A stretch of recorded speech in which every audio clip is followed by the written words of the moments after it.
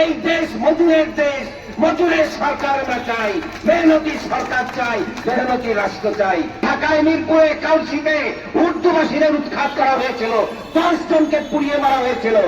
কি হয়েছিল? তার কোনো বিচার হয়নি। ওই বিএনপি বস্তি উচ্ছেদ করা হয়েছিল, হাইকোর্ট বলেছিল যে পুনর্বাসন ছাড়া উচ্ছেদ করা হবে না।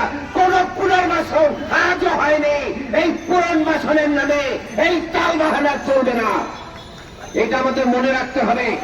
আমাদের ঐক্য, আমাদের সংগ্রাম, আমাদের বিজয়ের পথ।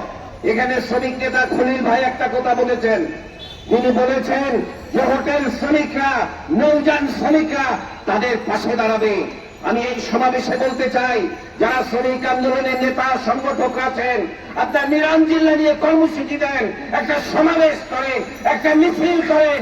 এই দেশ মজুরের দেশ, মজুরের সরকার আমরা চাই, মেহনতি সরকার চাই, মেহনতি রাষ্ট্র চাই।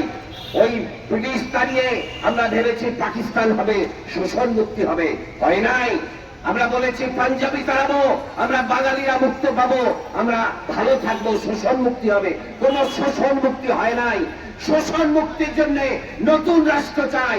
এই শোষণের রাষ্ট্র, এই অপমানের রাষ্ট্র, এই বঞ্চিত অপমানিত দরিদ্র জনগণের মুক্তির জন্য আজকুন।